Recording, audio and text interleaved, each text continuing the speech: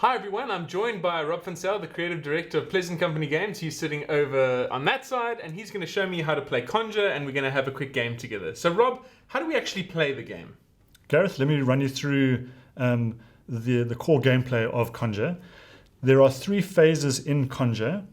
There are Ancestors, Bones, and Collection. Okay. ABC for easy reference.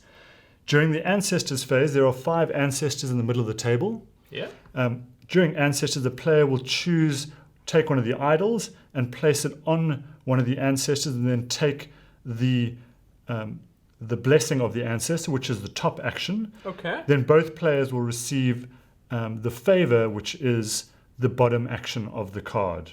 Good. Once all of the ancestors have been taken, all of the idols are removed, and they all become available again to be selected. So it's kind of like a worker placement sort of... It's a worker placement, thing.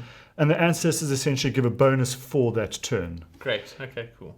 Tactically, the part of the game is to decide which ancestor you would like to activate for that turn, and obviously bear in mind what the opponent will be going for in the same turn. Sure.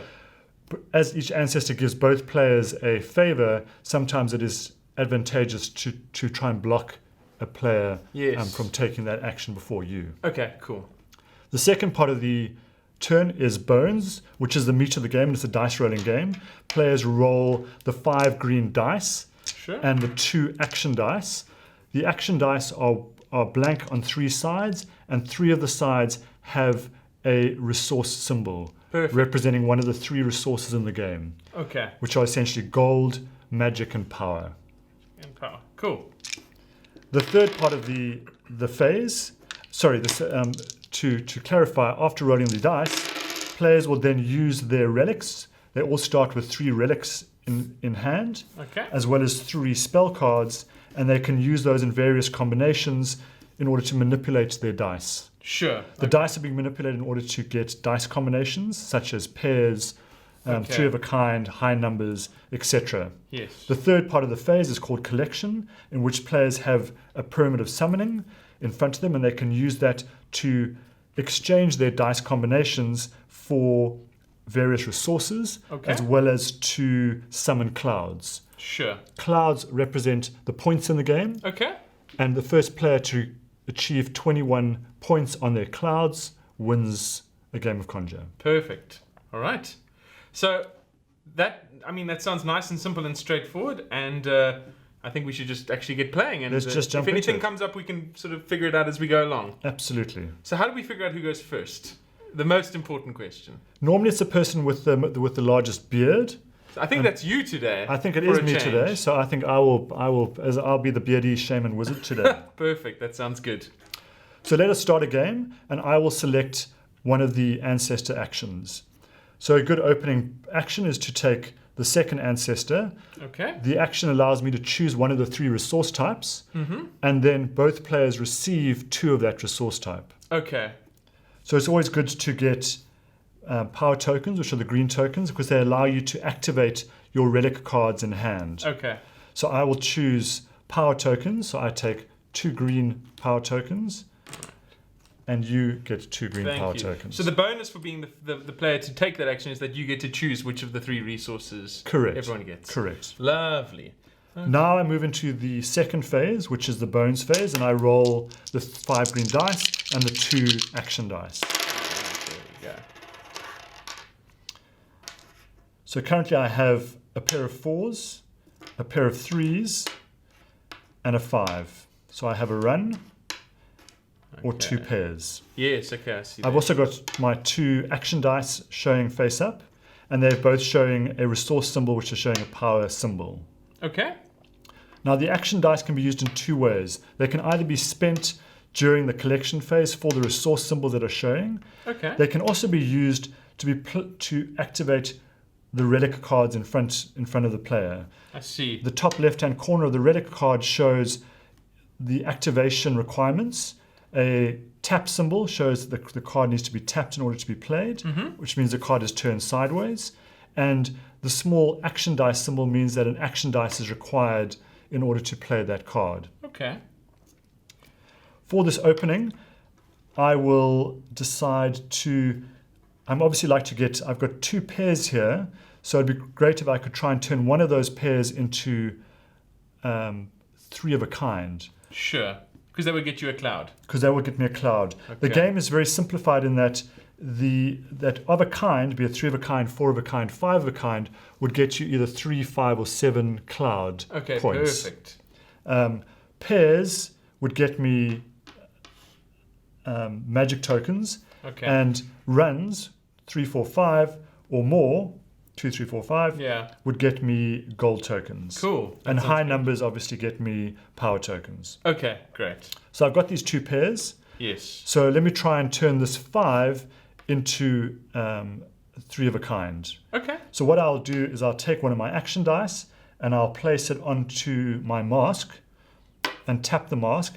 This card lets me then spend X number of power tokens to reroll X number of green dice. Cool, that's great. Tap that, spend one of my green tokens, and reroll the 5. We're hoping for a 4 or a 3. Hoping for a 4 or a 3 or a 4. Hey, 3. You got a 3, nice. Wonderful. So I've got a 3. Okay.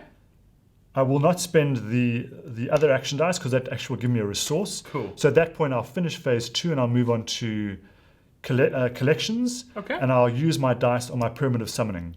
So here I'll spend the 3, the 3 dice showing the same number, which will get me a 3-point cloud. A 3-point cloud. There we are. That's a 3-point cloud for which you. I add to my points. Okay. The pair, I have got 2 options here. I can either spend it for 2 magic tokens, the blue tokens, or 2 separate high numbers, which is the power tokens. Okay.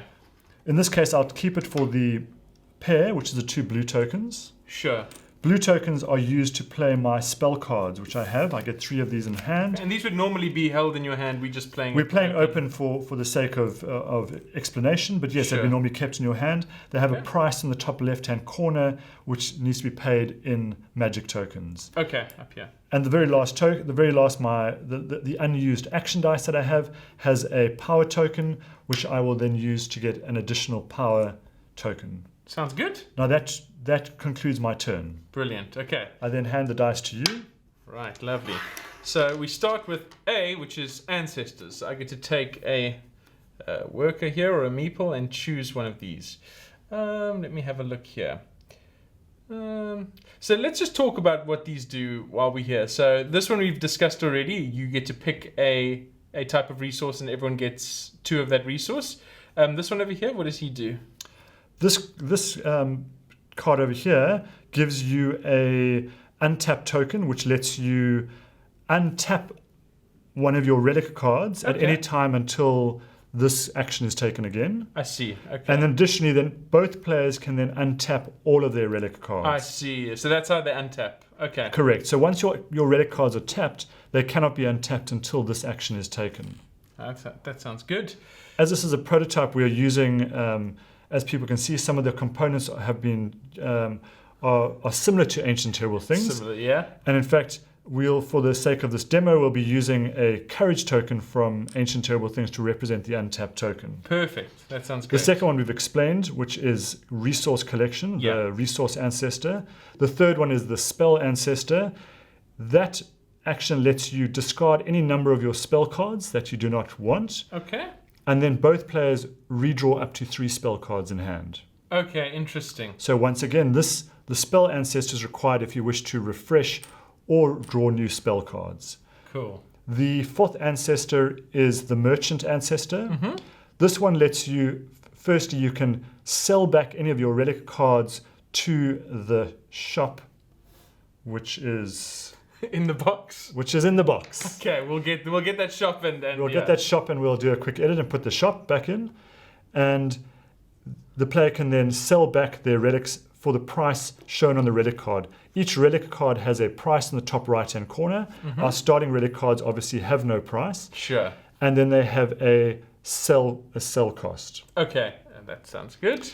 Then both players have the option to spend gold to buy relics from the shop. Perfect. Okay. Finally, we have the rain ancestor, and this is the way to summon clouds by sacrificing gold.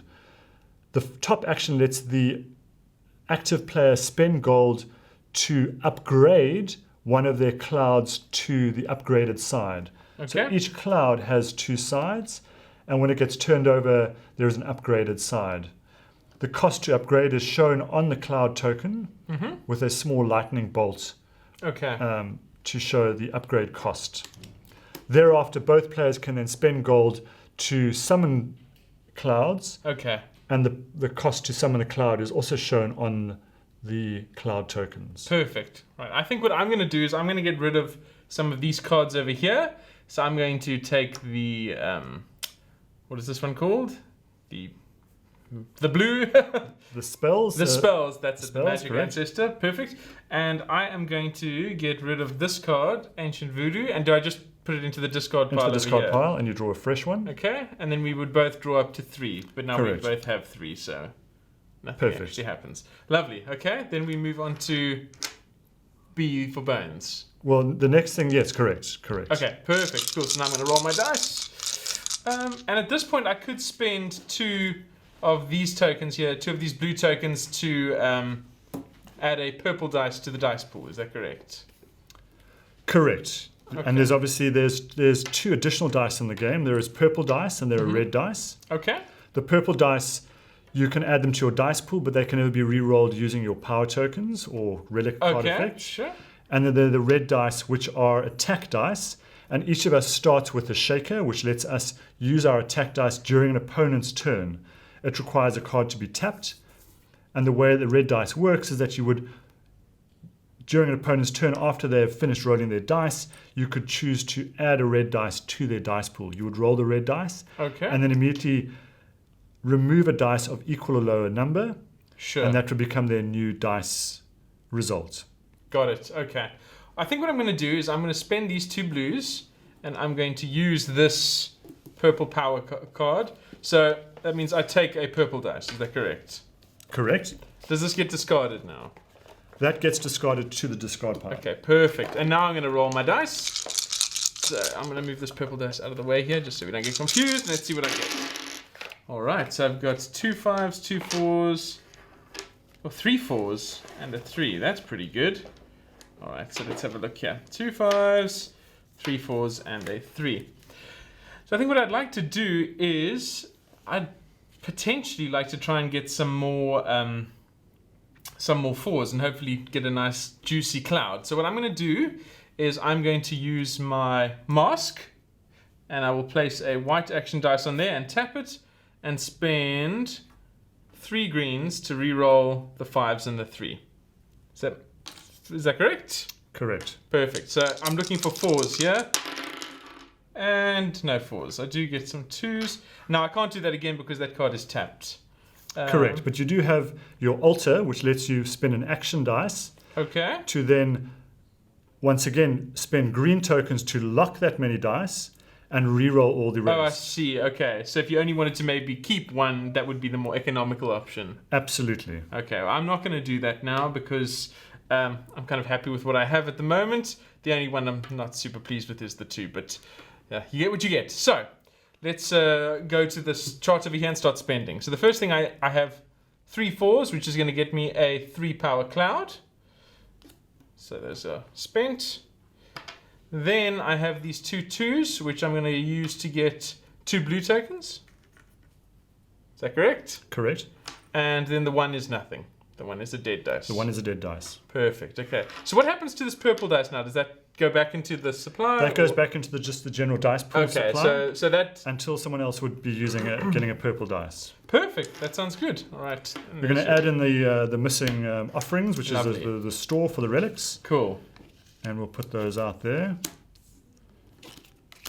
So how many are on display here? Always 3? There's always 3 on display. Okay, cool. And as mentioned, by using the merchant ancestor, you can then buy one of these 3 using gold. That's exciting. We've got some very interesting cards here. We've got the idol, which obviously gives us an extra purple dice. Yeah. We've got the thumper, which lets you spend power tokens to reroll 1 or 2 dice. Okay. And our Mumbo Jumbo spellbook, which lets you draw a spell card each round when you tap that card. Oh, that's exciting. Cool. Okay. I mean, more spell cards is always good. Always good. But it is your turn, so... It is my turn, so I'm in fact, now that we've brought the missing shop into the game. There we go. You're gonna go shopping. I'm going to go to the merchant. So now the first option is I can sell anything back to the offerings. So I will... And you can sell tapped cards. You can sell tapped cards. Okay, that's cool. So let me sell the mask. So I sell the mask and that is discarded. Great. The cost to sell that card, I mean the exchange value is I get 2 gold. Yes, okay. Which I add to my supply. And then I will buy this thumper, which is a nice, good, solid drum. Perfect. And that costs me 3. So I spend 3 gold. And a new one is immediately refreshed. Perfect. You now have the option to buy if you would like. So I've got 2 coins. The only thing I could actually buy is that. And I think I will do that. So I'm going to spend my 2 gold. And I'm going to buy the Mum Jumbo. There we are. There we go. Cool. And that's also replenished. In the game, you have a limit of 4 relics in hand, though your altar does not count as a relic. Oh, so I see. Okay. So you currently have 3, and you could potentially have a 4th. So I'm going to do that just so I don't get confused. Lovely. Okay. All right. So that was the ancestors phase. I now roll my dice. Okay, I've got 3 5s, which is wonderful. That is good news. I'm on my way to some clouds, and obviously I've got a 4 and a 6 if I wanted to make a run. I've got 2 action dice, and one shows me some gold. All right. So what I will do is I will spend one of my action dice over here. Yeah. And I will tap that card and spend a green power token to re-roll the 4 and the 6. Like yourself, I'm trying to go for more 5s. Okay. Oh, close. 2 and a 4. Close. But now it's time to spend some of my spell cards. Yeah, you got lots of blue tokens there, so. So let me spend one spell token to use my 2 time, which lets me re-roll 2 dice. Brilliant. And I'll try and re-roll those 2 again. Still no luck. Oh dear. So at that point, I will stop. I think my luck is simply not on my side. Sure. I will keep the 3 5s, which gets me another cloud token. Okay. The 4, which I can spend for a high number, would get me 1 green power token. And the action dice showing a resource would get me the 1 gold token. And the 1 is a dead dice. Okay. Okay, and that's the end of my turn. Lovely. So it comes back over to me. Okay. So this gives me an untapped token, which I think is something I'm going to take. So I'm going to send my worker over here, and I take this token. And then everyone gets to untap all of their relics. Correct. All right, there we go. But in that case, the altar would be included, obviously. Correct. Okay, cool. Great. Now let me see if there's anything that I want to do. And these cards, you can spend them at any time, really, hey? Absolutely. I mean, the one thing we've done in this game versus Ancient Terrible Things, which use a similar game system, is we've simplified the phasing. So there is really only the 3 phases. These cards can be played at any time. Great, nice and simple. Okay, I'm not going to play anything yet. I'm just going to roll and see what happens. So here we go. All right, so I have a 1, 2, 3, and a 5. All right, and there's my 2 action dice. So now I'm going to see if I can do anything to try and turn this guy into optimistically try and turn him into a 4. So I'm going to spend a action dice and tap this and spend a green to re-roll this and hope for a 4. No, it's a 3. Okay, so let me see if there's anything else I can do here.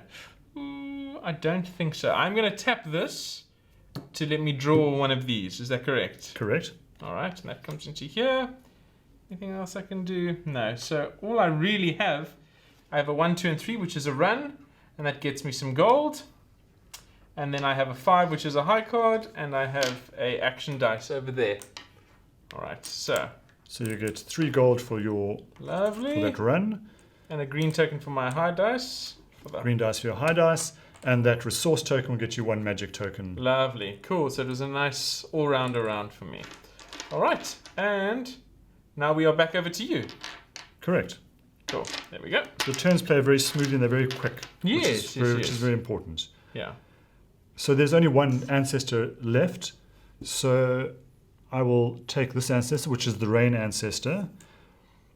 So my first option is to upgrade a cloud.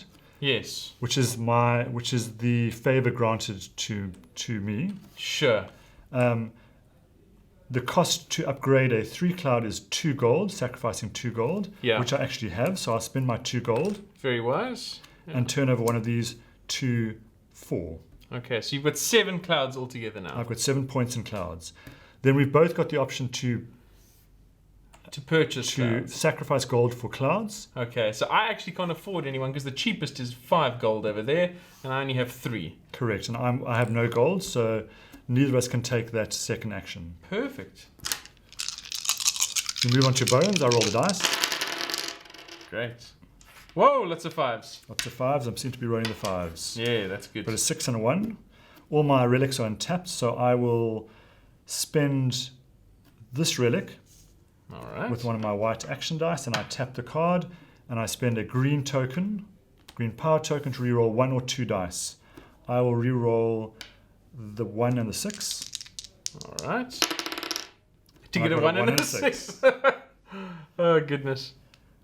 My second option is to lock those 3 dice with my altar and reroll the other dice. Fortune favors the brave. It's an expensive usage of my altar, but I'll do that. But how cool would it be if it went? Wouldn't it be great? It would be great. So I'm going to sacrifice this action dice. Yeah. My altar requires an action dice. It doesn't ever get tapped. Okay. I sacrifice my 3 green tokens. So these are locked over here. So those are locked. I'm re-rolling the remaining dice. Let's hope for some 5s here. Oh, hey, got a 5. Very nice. So Lovely. now the 4 5s gets me a 5 cloud. Wow. And the 2 is a dead dice. And I've used both my action dice. Lovely. And that's the remainder of my turn. I'm now up to 12 points. Okay. Well, I think that playing through around there has given us plenty of a very good idea of how the game actually works and how it all comes together. So thanks so much for showing me. So what happens at the end of a round, just so we can kind of be clear? These all get cleared off? Or? At the end of the round, if we start a turn and all of the idols are on the ancestors, all of them are removed. Okay. And a new round begins. Simple as that. And we play until someone has 21 points. Correct. Clouds. Sounds great. Rob, thank you very much. Awesome. Thank you so much. Thanks for showing me how to play Konja.